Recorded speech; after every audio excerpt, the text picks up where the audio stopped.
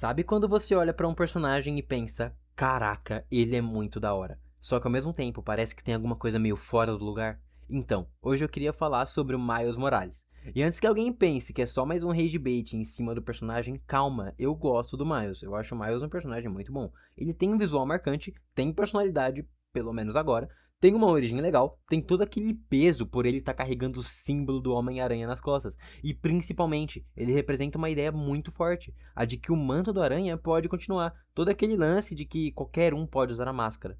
Mas tem uma pergunta que eu me fiz recentemente, depois de ler algumas histórias atuais do Miles. Ele ainda parece um Homem-Aranha? Ou a Marvel tá tentando transformar ele em outra coisa, mas mantendo o nome Spider-Man porque simplesmente vende?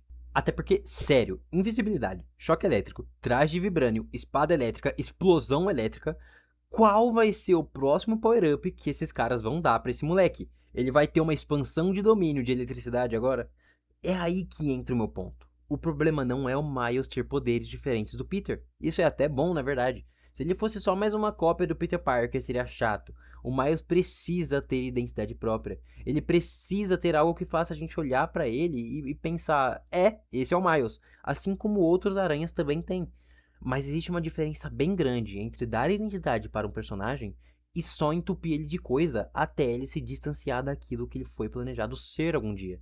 Pra mim, o Homem-Aranha nunca foi legal só porque ele tinha poderes, isso é o principal. Mas também porque ele é um herói que se balança entre os prédios, ele apanha de vilão na rua, improvisa no meio da luta, chega atrasado na escola, no trabalho e em encontros da vida. E um dia ele pode estar enfrentando um homem numa armadura de rinoceronte. E no outro, ele pode estar impedindo um assalto numa esquina qualquer do Queens. Ele é o espetacular Homem-Aranha, mas ainda é o amigão da vizinhança. E quando você começa a colocar poder demais no Miles, aos poucos ele se distancia desse conceito do personagem e começa a parecer um outro herói. Um herói legal? Sim, mas um Homem-Aranha? Aí eu já não tenho tanta certeza. O Miles começou com uma proposta muito boa. Ele tinha os poderes básicos de aranha, mas com duas diferenças que eram o seu destaque e já funcionavam muito bem: a sua camuflagem e a sua bioeletricidade.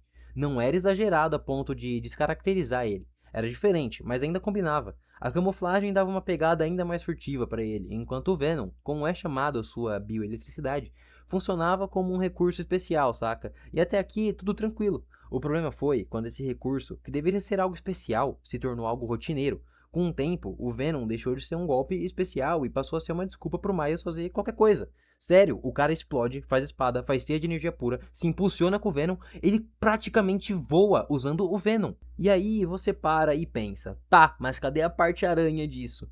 Porque ter uma espada de energia é legal, é bem legal. Eu entendo completamente alguém olhar pra isso e falar, mano, que louco. Mas também dá pra olhar e falar, isso parece mais uma coisa de personagem de anime do que de Homem-Aranha. Ah, inclusive, falando sobre a espada de energia, eu acabei de lembrar da série do Flash da CW, onde os caras pegam um raio pra usar de espadinha. Mas voltando ao assunto, eu não tô dizendo que parecer um personagem de anime seja algo ruim. Mas acontece que cada personagem tem uma linguagem. O Demolidor tem uma linguagem, o Batman tem uma linguagem e o Homem-Aranha tem uma linguagem. E a linguagem do Cabeça de Teia é teia, agilidade, improvisação, responsabilidade e consequência. Quando o Miles começa a resolver tudo com a sua bioeletricidade, ele vira basicamente um deus ex machina. Não no sentido literal do termo, mas naquela sensação de que quando a história não sabe como tirar ele de uma situação impossível, é só ativar o Venom e pronto, o problema foi resolvido. Um exemplo disso foi quando ele enfrentou o demônio Blackheart. Pra você que não sabe quem é esse vilão, eu vou resumir em poucas palavras. Ele é filho do Mephisto. Essa luta acontece em Spider-Man HQ de 2016, edição número 1. O cara é simplesmente filho do Mephisto. Chega em Nova York e derrota os Vingadores rapidamente, incluindo o Aranha original. Só que daí o Miles aparece e, usando o escudo do Capitão América, os seus poderes Venom e depois a sua camuflagem, ele consegue derrubar o vilão. E, mano, eu entendo que a cena é feita pra apresentar o Miles como alguém importante no universo principal, mas ela também mostra o problema. Tornar o Miles tão dependente da bioeletricidade como solução pra tudo acaba distanciando ele do conceito de ser um Homem-Aranha. E o mais triste é que o Miles não precisa disso. Ele não precisa de uma espada de energia para poder ser interessante. Ele não precisa virar um vampiro para ser relevante. Ele não precisa ficar cada vez mais apelão para provar que merece ser um Homem-Aranha. Na verdade, quanto mais a Marvel tenta provar que ele é especial através dessa lotação de poder, mais parece que ela não confia no personagem que tem. O Miles já é especial. Ele é um garoto carregando um símbolo que veio antes dele. Ele vivia na sombra de uma lenda, mas agora precisa encontrar o próprio caminho. E isso já era ótimo. Já dava história, já dava conflito, profundidade para o personagem e muitas oportunidades para poder desenvolver ele. O drama do Miles deveria ser como eu honro esse símbolo sem deixar de ser eu mesmo. E não, na próxima edição eu vou estar trajado de Vibranium. Aqui tem uma coisa muito importante. O Peter Parker também já teve fases estranhas. O Peter já teve uniforme simbionte, já teve poderes extras, já teve histórias bizarras, clones, aranha mística, pacto com o demônio, enfim, o coitado já passou por absolutamente tudo que um ser humano não deveria passar. Mas existe uma diferença. O Peter já tem décadas de base. A essência dele tá tão grudada na cultura pop que mesmo quando inventa uma maluquice, a gente ainda sabe quem ele é. Com o Miles isso é o mais delicado, porque ele ainda tá construindo a própria identidade. Então, quando você exagera demais, cedo demais, corre o risco de bagunçar a imagem do personagem antes dela ficar completamente sólida.